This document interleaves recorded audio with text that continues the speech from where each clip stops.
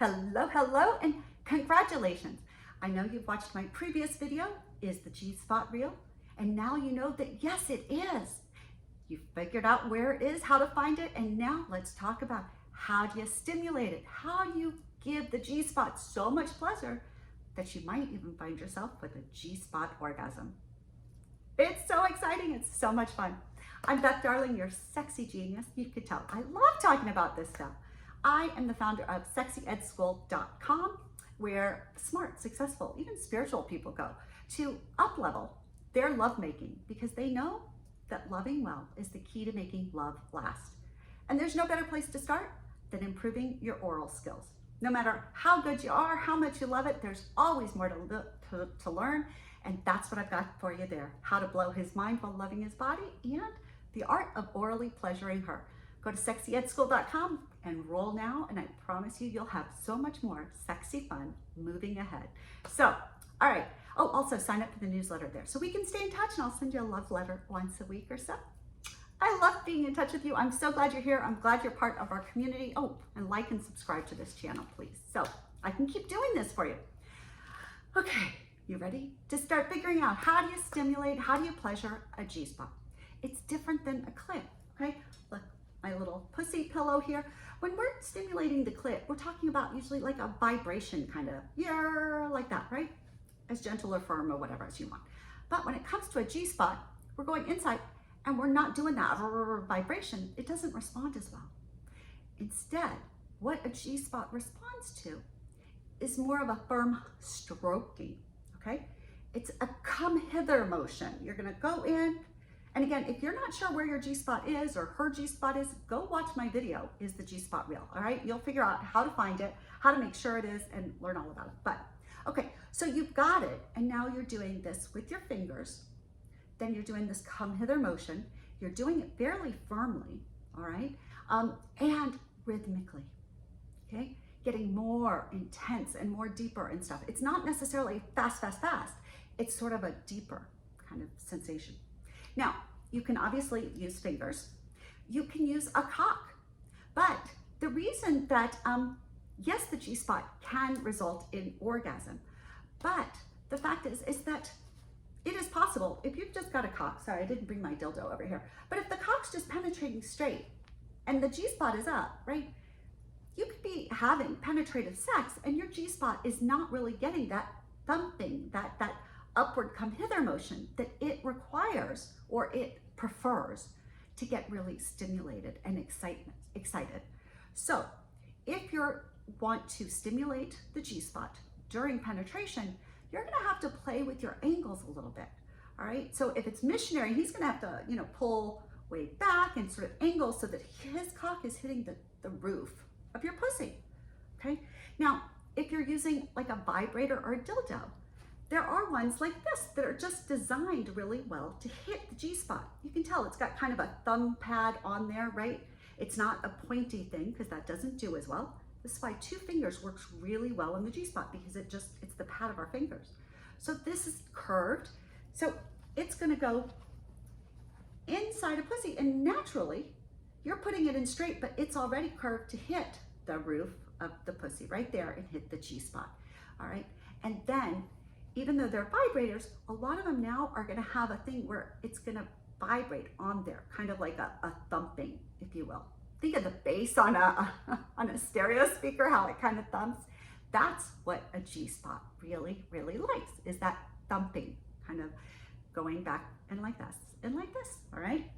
Now, if you do that, let's see. Oh, you have to make sure before you start really diving in, if you will, getting deep into G-spot pleasure, especially if you're new to it, all right? Once you've experienced it before, you probably don't care. But the G-spot is associated with squirting. And I'm gonna wait, we're gonna talk more about, again, whether squirting is real, whether it's pee. We're gonna talk about that in the next video. But for right now, I want you to know, before you start playing with somebody's G-spot, preferably or your own, then make sure that it's on an empty bladder because the G-spot can cause feelings like somebody has to pee, and you don't want to fight those feelings. You want to be able to relax into them. Pee first, and if you want, just go ahead and just take extra precautions, put down a waterproof sheet or waterproof blanket, towels, something, so that if those sensations come up for you, you're not going to pay attention. You're not going to stop the sexy fun just for those. You're going to feel free just to enjoy whatever sensations there are. Now, G-spot stimulation sometimes can lead to orgasm simply all by itself, right? There's a big thought that those women who orgasm during penetration without any external clitoral stimulation, that generally it's because their G-spots are getting aroused and getting activated, sensation. And that makes sense because the G-spot, when it's not aroused, is really small and soft, but when it's aroused, it is bigger, it's swollen, it may stick out. So even though a cock, is going like that, if the G-spot is so swollen it's pushing down on the roof of the pussy, it may still be getting sensation as the cock is going in straight, okay? So that may be, I'm just telling you. But otherwise, sometimes, especially at the beginning, if you're new to G-spot stimulation, you might want to use other stimulation at the same time as G-spot stimulation to encourage orgasm, especially because that G-spot sensation, it is different. It is uniquely different for almost most women, okay? So you feel free to be playing with the G-spot inside and the clitoral glands outside, okay? You can use fingers inside, you can be doing oral, you can be all sorts of crazy fun. The world is your oyster, or the pussy is an oyster, all sorts of pleasure to be found there. Also feel free to include nipple play at the same time, because that's another sensation, again, that is really underutilized, but definitely can increase the intensity of orgasm. And so, okay, you can assume if you're new to this G-spot sensation, again, it might register as very different sensation. I had to go, oh my gosh, it's just intense. It's intense. It's not pain. It's intense. It's just intense. It's not pain. You may have that same sort of thing.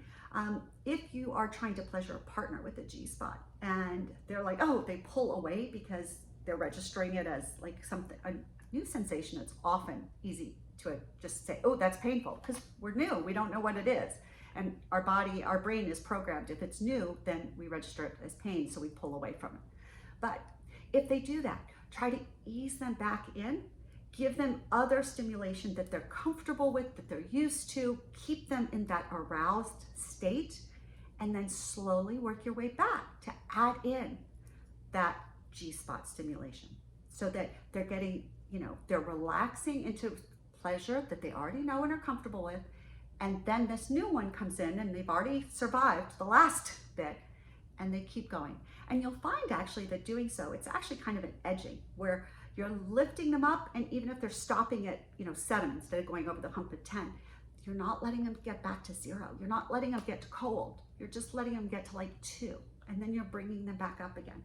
And edging them that way and bringing them up and letting them go further and further and further is going to find at some point, and it's probably 20 minutes down the road or so, they'll get to 10 and get over that hump of orgasm before they actually recognize it. So don't give up. Just recognize it's new, it's different.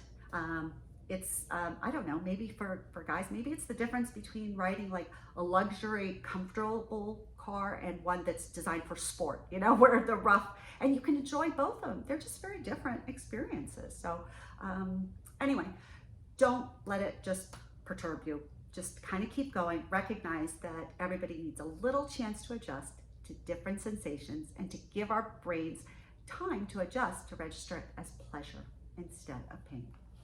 All right, so I think I've got that. Oh, and just heads up, the orgasm when a G-spot is involved might be significantly different for you than just a clitoral or even a nipple orgasm or something like that for you. So I know for me, it's definitely different. For lots of women it is. Some people, if you've been having G-spot orgasms your whole life, then that's just what you know and that's what you're used to, and that's great too. So just know, this is the fun part about sexy. You never quite know, and there's always something new and different to experience, to enjoy, and always look for the bright spot.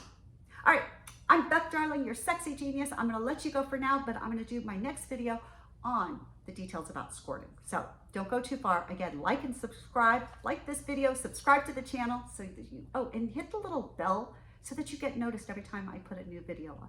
So I'm putting them out kind of on a regular basis these days, and I love having you be part of my darling world. So big hugs and love. I'm Beth Darling, your sexy genius from sexyedschool.com, and my purple pussy puppet and I are wishing you so much love, so much pleasure, all good things.